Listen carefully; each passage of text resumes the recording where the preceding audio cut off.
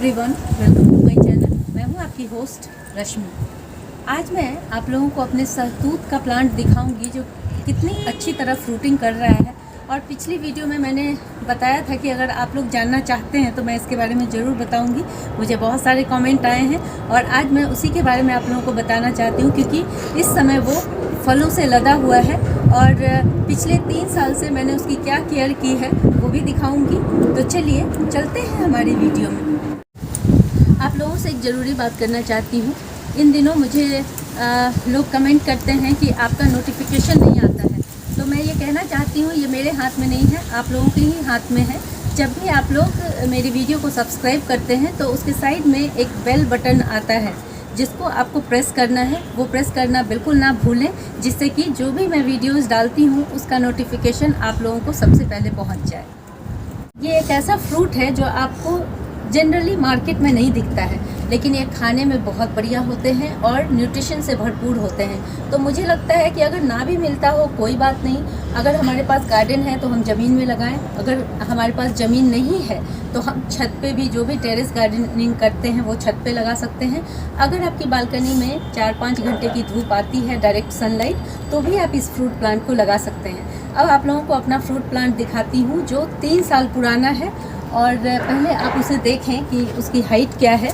और मुझे luckily nursery से ये प्लांट मिल गया था और ये इसकी जो ये स्टेम है काफ़ी मोटी थी। और नीचे देखें उसका ग्राफ्टेड एरिया मैं दिखा रही हूँ, ये ग्राफ्टेड प्लांट है।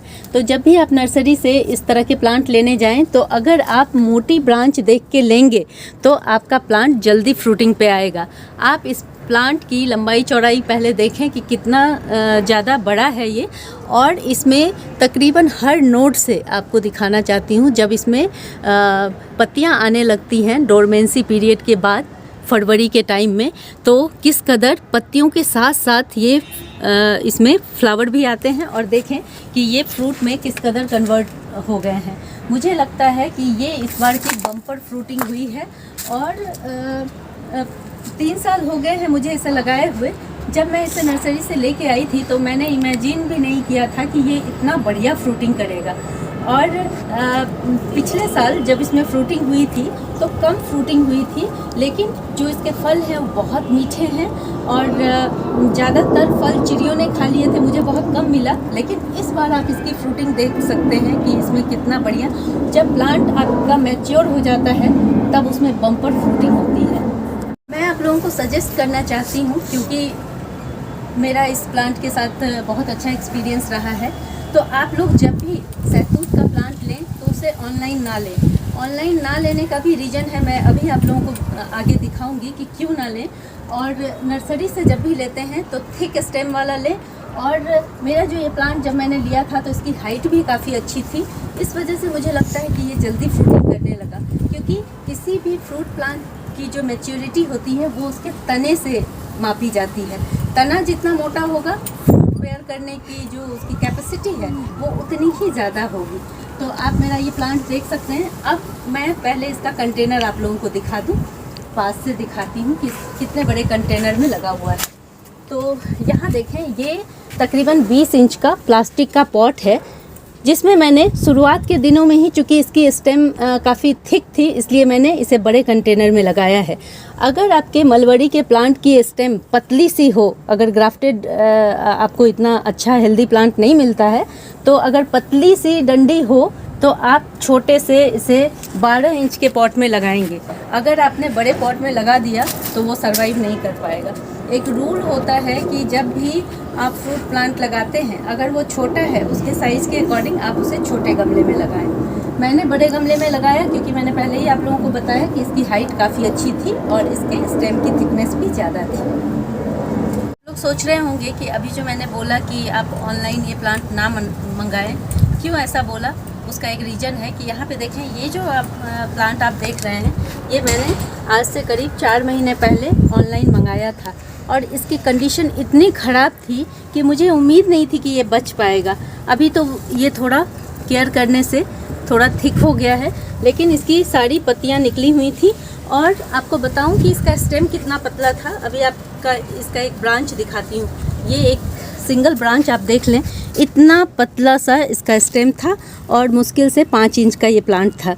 मुझे हंसी भी आ गई इसको देख के कि मैंने इसके लिए जो पैसे पे किए थे, अब मैं इसे वापस भी नहीं कर सकती थी। कोई भी लाइव प्लांट आप वापस नहीं कर सकते और मुझे बहुत ठगा हुआ सा फील हो रहा था। और ये ग्राफ्टेड प्लांट भी नहीं है, क्योंकि ग्राफ्टेड एरिया नीचे से बहुत आसानी से दिख जाता है। ये कलम से लगाया हुआ पौधा है, लेकिन मुझे खुशी इस बात की है कि इतनी ठंड विंटर में जो इतना लो टेम्परेचर हो गया था, उसको झेलते हुए भी इस प्लांट की मैंने इतनी ज़्यादा केयर की। हर दिन मैं इसे ठंड से बचाने की कोशिश करती थी। हर दिन मैंने इसकी मिट्टी इतनी बढ़िया बनाई, जिसकी वजह से आज आप इसकी हेल्थ देख सकते हैं। काश मैं ये प्लांट उस समय मैं कुछ इसके पिक्चर ले पाती तो अभी आप लोगों को लाइव दिखा सकती थी कि क्या कंडीशन थी और किस तरह से ये बच गया और थ्राइव किया है। लेकिन मुझे लगता है कि अगर ये कटिंग से भी ये प्लांट ग्रो किया हुआ है तो भी मुझे लग रहा है कि ये थोड़ी अलग वैरायटी है, क्योंकि मेरे इस प्लांट और मैंने जो अभी आपको अपना बड़ा वाला प्लांट दिखाया था, उन दोनों में बहुत डिफरेंस है। तो हो सकता है कि ये साल में 2 से 3 बार फ्रूटिंग करे, ऐसा भी हो सकता है। और मेरा जो बड़ा वाला प्लांट है वो साल में सिर्फ इसी टाइम, जैसे मार्च में ही फ्रूटिंग करता है। उसके अलावा ये पूरे साल में कभी भी फ्रूटिंग नहीं करता। बस देखना है, मैं देख रही हूँ कि कैसे मैं इस पे क्या काम करूँ जिससे कि ये मेरे पहले वाले प्लांट की तरह ही फ्रूटिंग करे। और देखें, चूँकि ये छोटा प्लांट है तो मैंने पहले ही आपको बोला कि जब छोटा प्लांट हो तो आप छोटे पॉट में डालें। ये मुश्किल से 10 इंच का पॉट है और इसमें इसकी जो मिट्टी मैंने बनाई है वो वेल ड्रेन्ड सोयल है।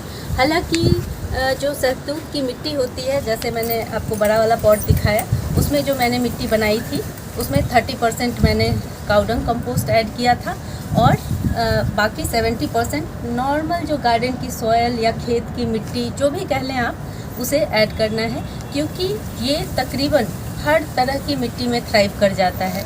इसका मतलब है चाहे आपकी रेड मिट्टी हो या ब्लैक मिट्टी हो, चिकनी मिट्टी हो, किसी भी मिट्टी में ये थ्राइव करता है। लेकिन बस हमें ध्यान ये रखना है कि जब हम इसे पॉट में लगाते हैं तो उसमें होल अच्छे से होना चाहिए ताकि ड्रेनेज सिस्टम बहुत अच्छा हो।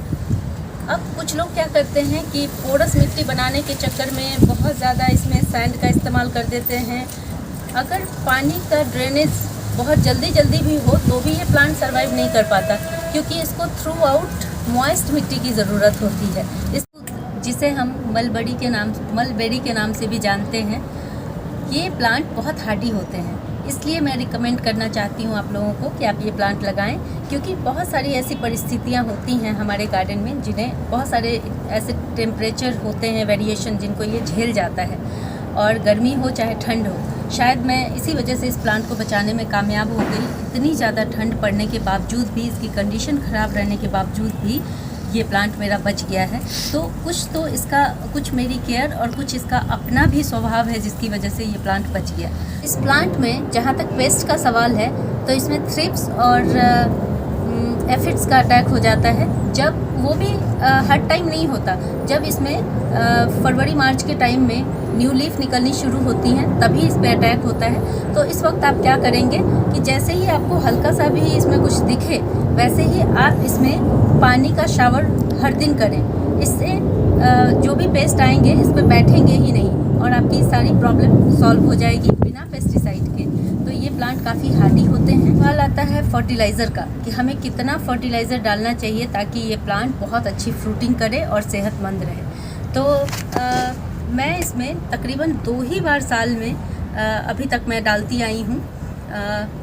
मैं इस प्लांट में तो बिल्कुल भी अभी कोई फर्टिलाइज़र मैंने ऐड नहीं किया था, क्योंकि जब मिट्टी बनाई थी उसी समय मुझे लगता है कि 10% के करीब मैंने इसमें काउडंग ऐड किया था बस, क्योंकि बहुत छोटा प्लांट था, इसलिए ज़्यादा फर्टिलाइज़र ऐड नहीं करना चाहिए। लेकिन जो आपने अभी फ्रूट से लदा हुआ मेरा पुराना प्लांट देखा, उसमें मैं साल में 2 बार उसको फर्टिलाइज़ करती हूँ, एक मानसून के टाइम में और एक फ्रूटिंग होने से पहले, मतलब कि जनवरी के 1st और 2nd वीक में मैंने इसमें फर्टिलाइजेशन इसका किया है। और उसमें मैंने सिर्फ अच्छी तरह सड़ी हुई गोबर की खाद और थोड़ा सा बोन मील डाला था। इसके अलावा मैंने इसमें कुछ भी नहीं डाला है, क्योंकि मैंने जहाँ तक सुना है कि कुछ प्लांट्स ऐसे होते हैं जो हैवी फीडर नहीं होते हैं और उसमें अगर आप ओवर फर्टिलाइजेशन कर देते हैं तो भी आपका प्लांट फ्रूटिंग पे नहीं आएगा। इसलिए मुझे लगता है कि सहतूत भी उन्हीं प्लांट्स में से एक है जिसमें बहुत ज़्यादा विशेष केयर की ज़रूरत नहीं पड़ती है। आप बस टाइम टू टाइम, जैसे साल में 2 बार इसको फर्टिलाइज़ करें और बीच में कभी भी इसकी पत्तियां हेल्दी रहती हैं, कोई दिक्कत नहीं है। हाँ, इसमें मॉइस्चर मेंटेन करना बहुत ज़रूरी है। मतलब इसकी जो मिट्टी होती है वो हर टाइम मॉइस्ट होनी चाहिए, सॉगी ना हो, लेकिन हर टाइम आपको दिखना चाहिए कि ऊपर की परत इसकी सॉफ्ट हो और उसमें पानी बना रहे। मलबेरी का जो प्लांट मैंने अभी आप लोगों को दिखाया, इसमें 3 तरह की मेन वैरायटी होती है, जिसमें लॉन्ग फ्रूट वाले होते हैं, ब्लैक कलर के, रेड कलर के और एक वाइट कलर का भी आता है। ये तीनों आपको अवेलेबल होंगे ज़्यादातर जगहों पे, तो आपको जो पसंद हो आप वो ले लें। और जहाँ तक इसके रखरखाव की बात है तो ये हार्डी प्लांट्स होते हैं, जैसे हमारे लेमन प्लांट्स होते हैं और दूसरे सिट्रस प्लांट होते हैं, उसी की तरह इसको ट्रीट करना है। बहुत ज़्यादा आप बार बार फर्टिलाइज़ करेंगे तो भी ये प्लांट सही से नहीं चलेगा, इसलिए नॉर्मल ढंग से इसका रखरखाव करें और इसे अपने गार्डन में ज़रूर शामिल करें। अगर आप लोगों को मेरी ये वीडियो पसंद आती है तो प्लीज़ इसे लाइक, शेयर एंड सब्सक्राइब करना ना भूलें। बेल बटन को ज़रूर दबाएं। Live nature, love nature. Thank you.